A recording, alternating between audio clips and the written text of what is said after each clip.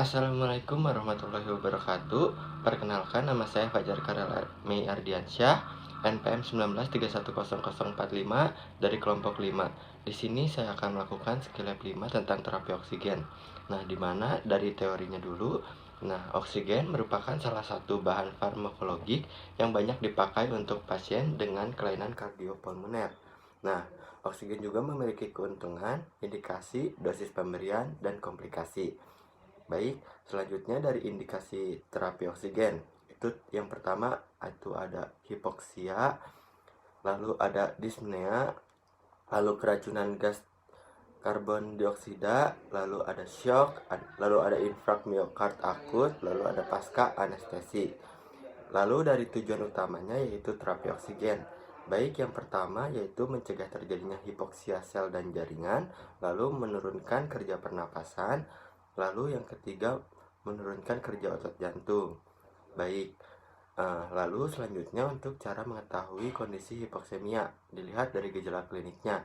Itu yang pertama ada cyanosis, lalu ada kelelahan, lalu ada disorientasi, lalu ada takipne, lalu ada dyspnea, lalu ada takikardi atau brakikardi, lalu ada aritmia dan clubbing, ataupun ada juga gejala klinik yang lainnya.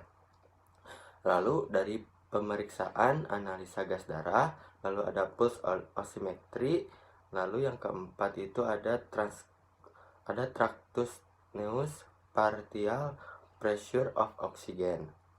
Baik, selanjutnya dari efek samping terapi oksigen dalam penggunaan dosis tinggi dan lama, adanya twitching, confusion, kejang. Lalu dilihat dari respirasinya, adanya tracheobronchitis, atelektasis, kerusakan jaringan. Lalu daripada matanya, yaitu kerusakan retina dan miopia. Lalu terlihat dari renalnya, di mana kerusakan sel tubular. Baik, untuk selanjutnya, untuk alat-alat yang digunakannya itu ada nasal kanul, lalu yang kedua itu ada mask atau masker.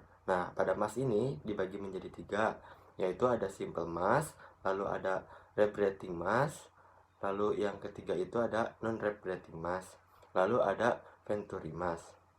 Untuk selanjutnya dari media dan alat bantu pembelajaran, yaitu di mana adanya pulse oximetry, lalu ada alat terapi oksigen, di mana ada nasal kanul, simple mask, rebreathing mask, non-rebreathing mask, venturi mask, dan tabung oksigen. Sebelum kita melakukan terapi oksigen, sebaiknya kita menggunakan masker, lalu handscoon, dan mencuci tangan terlebih dahulu. Alangkah baiknya menggunakan hand scrub atau hand sanitizer. Baik, untuk selanjutnya pada langkah-langkahnya yaitu mempersiapkan alat dan bahan sesuai dengan yang dibutuhkan, di mana tabung oksigen, nasal kanul, dan oksigen masker, dan pulse oximeter. Lalu memastikan alat dan bahan dapat berfungsi dengan baik, di mana lalu memastikan tabung oksigen dalam kondisi baik dan berisi, memastikan peralatan tidak ada yang bocor, dan memastikan pulse oximeter berfungsi dengan baik. Baik, dari tahap awalnya yaitu menilai kondisi pasien saat masuk ke ruangan pemeriksaan. Nah, apakah terlihat adanya sesak pada pasien? Lalu apakah pada pasien itu sadar dan berjalan dengan bantuan atau tidak? Lalu melakukan anamnesis singkat tentang penyebab kondisi pasien, lalu melakukan pemeriksaan awal di mana kesadaran, frekuensi napas, dan cyanosis. Lalu memastikan agar tidak ada sumbatan jalan napas. Baik, yang pertama itu ada pemasangan pada nasal kanul, yaitu berbentuk lubang 2 dan disambungkan ke dalam rongga hidung. Kemudian cara memakainya itu longgarkan, kemudian masukkan tip mengarah ke atas dan juga fiksasi di bawah telinga, dan juga eratkan dan di belakang kepala pasien, dan juga sambungkan ke tabung oksigen.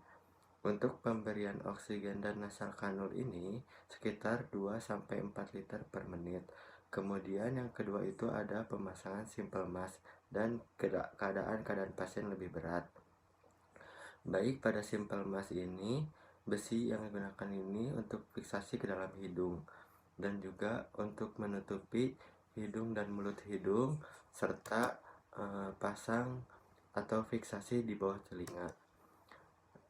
Lalu kencangkan di bawah hidung dan juga pasang ke tabung oksigen.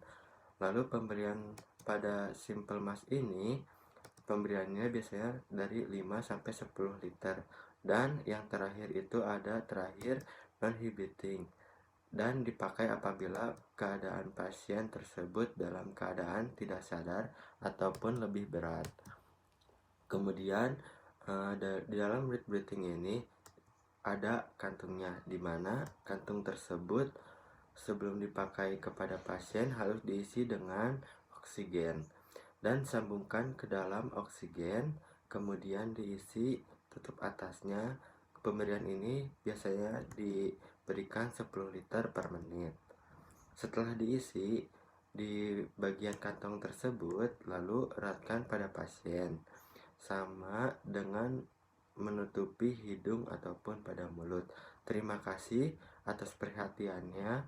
Mohon maaf bila ada kesalahan maupun kekurangan. Wassalamualaikum warahmatullahi wabarakatuh.